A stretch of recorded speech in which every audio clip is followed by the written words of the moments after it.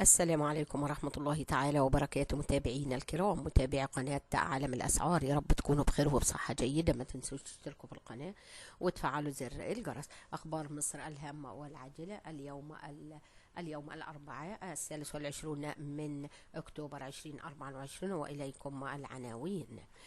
هل توجد زيادة جديدة في أسعار رغيف الخبز المدعم بعد رفع البنزين والسولار؟ مفاجأة مدوية لملايين.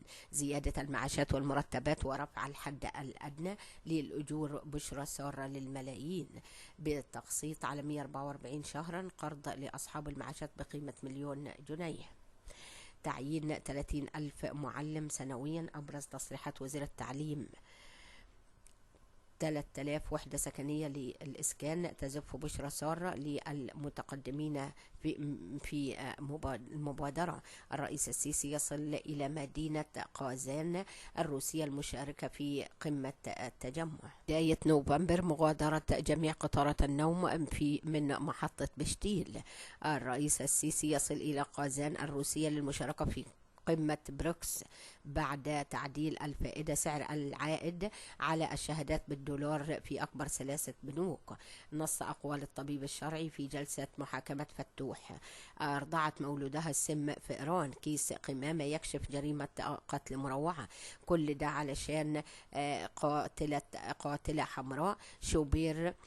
شوبير ينفعل على أزمة احتجاز لاعبيه. بشرى سارة وأخبار سعيدة. زيادة المعاشات والمرتبات ورفع الحد الأدنى للأجور. بشرى سارة لملايين الموظفين بعد زيادة البنزين والسولار. زيادة الحد الأدنى للأجور رفعت الحكومة خلال الأيام الماضية أسعار البنزين والسولار، التي أدت إلى زيادة جديدة في الأسعار والمواصلات، والتي أثرت بشكل كبير على عدد كبير من المواطنين، والذين طالبوا بزيادة جديدة في المرتبات ورفع الحد الأدنى الأجور. زيادة الحد الأدنى للأجور. وفي أول تحرك من قبل مجلس النواب، طلبت النائبة أمل سلامة عضو مجلس النواب الحكومة بضرورة التوسع في برنامج الحماية الاجتماعية بالتزامن مع رفع أسعار البنزين والسولار وما يترتب عليه من زيادة كبيرة في أسعار السلع والخدمات. وشددت النائبة على ضرورة أن يكون هناك تحرك عاجل من الحكومة لدعم فئات الشعب الأولى بالرعاية للتخفيف من حدة التضخم الناتجة عن زيادة أسعار المحروقات.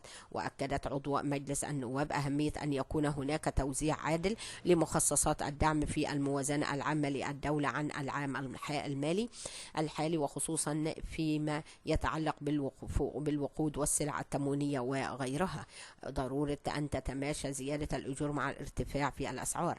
كما طالبت أمل سلامة على ضرورة مراجعة الحد الأدنى للأجور لجميع العاملين سواء في القطاع العام أو القطاع الخاص، مشددة على ضرورة أن تتماشى زيادة الأجور مع الارتفاع في الأسعار. ودعت عضو البرلمان إلى ضرورة أن يكون هناك تفعيل حقيقي للرقابة حتى لا يتم استغلال زيادة أسعار المحروقات في رفع كبير لأسعار كافة السلع، فضلا عن رقابة مواقف السيارات للتأكد من الالتزام بالتعريفات المقررة. علاوة استثنائية للمعاشات والمرتبات. كما خرج الدكتور فخري الفقي رئيس لجنة الخطة والموازنة بمجلس النواب بتصريح توقع فيها إصدار الحكومة لحزمة من قرارات الحماية الاجتماعية، والتي سوف تتضمن علاوة استثنائية للمعاشات والمرتبات بالتزامن مع قرار الارتفاع أسعار البنزين والسولار الذي صدر يوم الجمعة الماضي.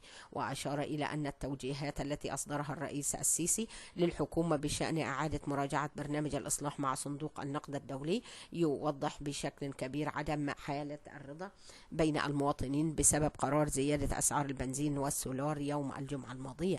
أكد مجدي البدوي نائب رئيس الاتحاد العام لنقابات عمال مصر رئيس النقابة العاملين بالصحافة والطباعة والإعلام أن الرئيس عبد الفتاح السيسي يتابع كل ما يتعلق بالمواطن المصري ويلمس معاناته مع موجة الغلاء التي أصابت كل جوانب الحياة ومستلزمات المعيشة.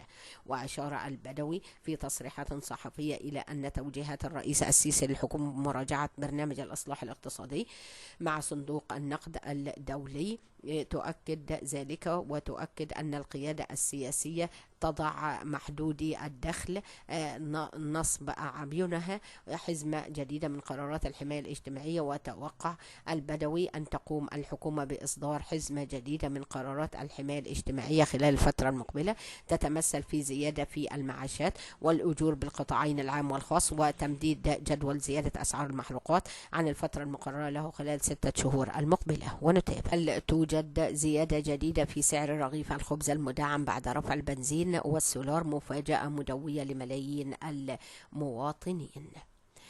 ما زالت أسعار الخبز السياحي تتصدر محرك البحث جوجل للمواضيع الأكثر بحثا وترند مواقع التواصل الاجتماعي المختلفة بعد قرار تحريك سعر الوقود وزيادة أسعار البنزين والسولار يوم الجمعة الماضية.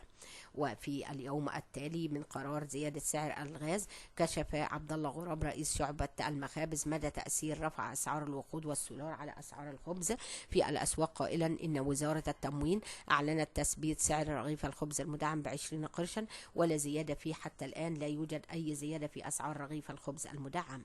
وأضاف غراب في تصريحات تلفزيونية أن أسعار الخبز السياحي ستتحرك مع زيادة أسعار الوقود، ولكن نسبة الزيادة لن تكون كبيرة، مؤكدا أنه بالنسبة لرغيف الخبز الحر والسياحي فسوف يتحرك سعره خلال يومين على أقصى تقدير، ولكن نسبة الزيادة لن تكون كبيرة. ومن جانبه علق خالد فكري سكرتير عام شعبة المخابز بغرفة القاهرة التجارية على رفع أسعار اسطوانات البوتاجاز بنسبة 50% وكيفية تأثير هذا القرار على سعر الخبز السياحي، وما إذا كان سيتم رفع سعر الخبز المدعم مرة أخرى، وكذلك تأثيرها على المواد الغذائية.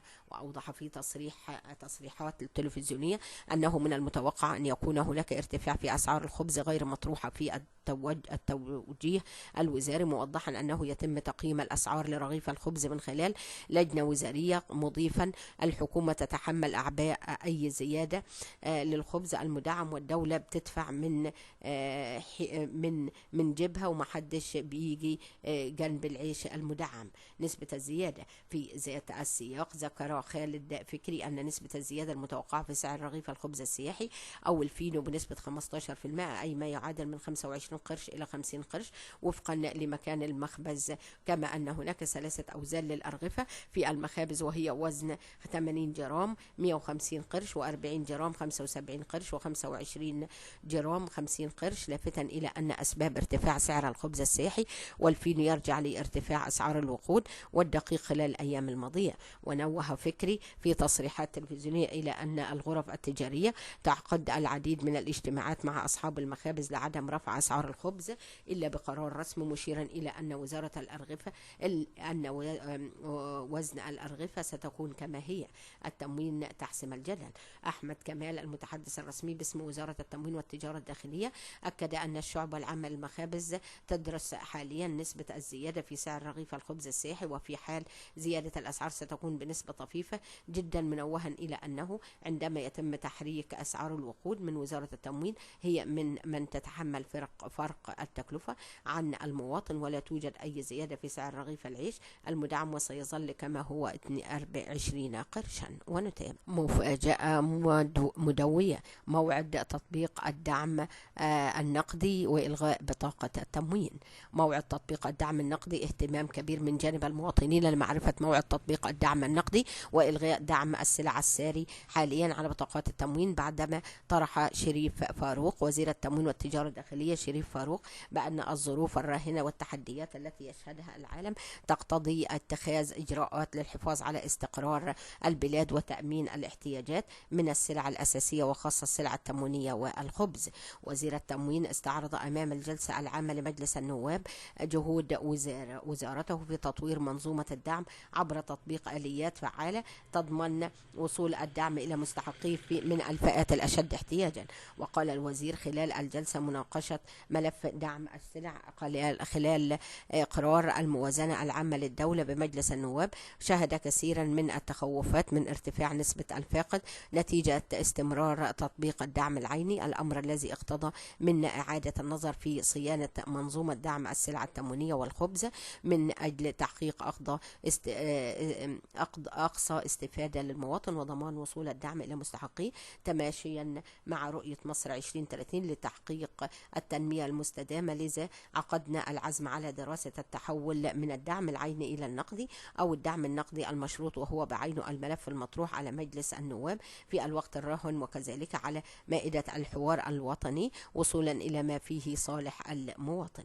موعد تطبيق الدعم النقدي. وفيما يتعلق بموعد تطبيق الدعم النقدي وإلغاء دعم السلع، كشف الوزير عن أنه سيجري اتخاذ القرارات الخاصة بالتحول من الدعم العيني إلى الدعم النقدي من خلال عدة جهات، من ضمنها المناقشات التي تتم في الحوار الوطني، بالإضافة إلى الشركات المسؤولة عن السلع والجمعيات الاستهلاكية. وذكر أنه سيجري البدء في تطبيق نظام الدعم النقدي في مناطق معينة على نحو تجريبي في بداية الموازنة الجديدة لعام 2025، مشيرا في الوقت ذاته إلى أن هذه الخطوة تتضمن ضرورة التركيز على تنفيذ النظام وفق خطط مدروسة تستجيب لاحتياجات المواطنين المختلفة. وأكد أنه فيما يخص تحديد موعد تطبيق الدعم النقدي وإلغاء دعم السلع، فإن القرار سيكون خدميا مصحوبا بمرونة كبيرة، إذ يجري حاليا استشارة كثير من الخبراء في هذا المجال لضمان نجاح التجربة، لافتا إلى أن الجهود المبذولة في مصلحة المواطن ونظام الدعم الجديد تهدف إلى تحقيق العدالة الاجتماعية على نحو فعال وحقيقي وتلبية احتياجات المواطنين. وأضاف رئيس لجنة الخطة والموازنة من مجلس النواب والخبير السابق بصندوق النقد الدولي خلال لقائه فكرة الدعم في العالم كله تكون بغير مقابل، فالمستحق لا ينتج أمامه شيء لصالح الناتج القومي الاجتماعي. ونتابع.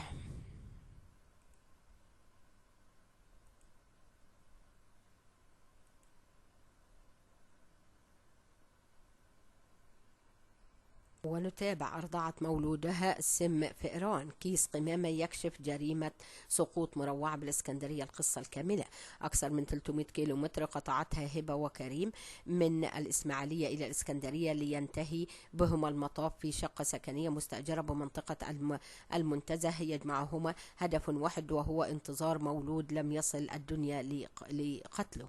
زواج عرفي جمع بين هبة سين عين 37 عاما وكريم ألف سين ميم 29 عاما في الإسماعيلية، إلا أن حمل الزوجة من آخر مجهول هدد باستمرار حياتهما معا ليقرر التخلص منه عقب ولادته. وفي يوم 17 يوليو العام الماضي حانت الساعة الموعودة ولحظة الولادة، دوت صرخات هبة عدة مرات حتى تبعتها صرخة صغير حي كامل النمو ولا سفاحا من مجهول.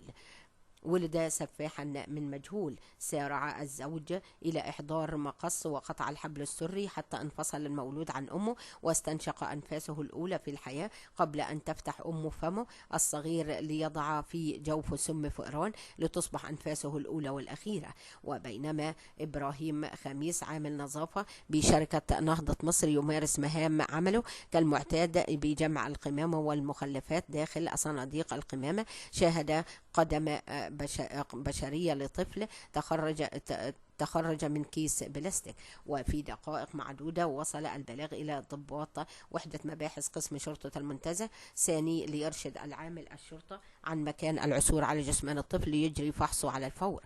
وجه مساعد الوزير مدير أمن الإسكندرية بتشكيل فريق بحث لضبط الجاني وفحص كاميرات المراقبة نظرا لما اتسم به الحادث من خطورة إجرامية وتعدي صارخ على النفس.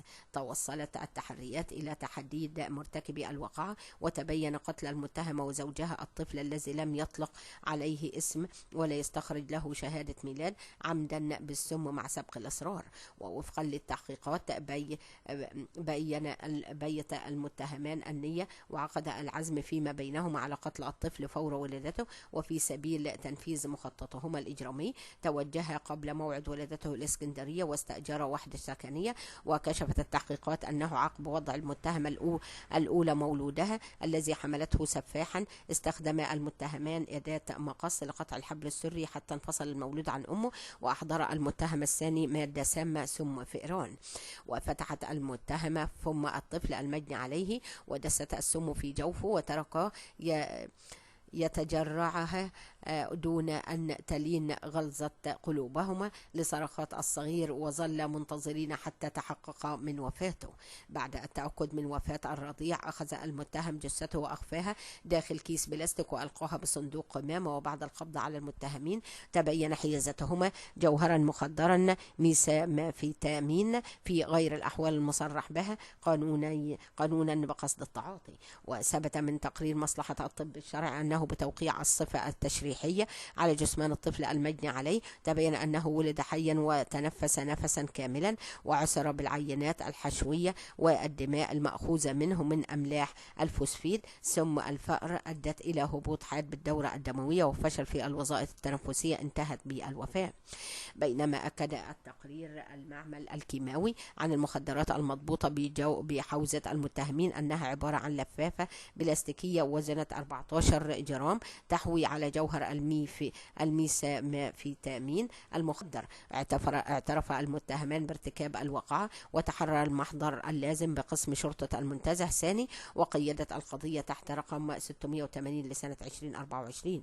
وعقب انتهاء التحقيقات قررت النيابة العامة إحالة المتهمين إلى محكمة جنايات الإسكندرية التي قضت بمعاقبتهما بالسجن المؤبد عما أسند إليهما في التهمة الأولى، والسجن المشدد 3 سنوات، وغرامة 10,000 جنيه عما أسند إليهم في التهمة الثانية ومصادرة المخدر المضبوط. صدر الحكم برئاسة المستشار عزب عبد الله منصور رئيس المحكمة، وعضوية المستشار رفيق رؤوف يهنام، والمستشار أنس أسامة العبد، والمستشار عمرو أمين شاكر، وسكرتير كيريليس الراوي.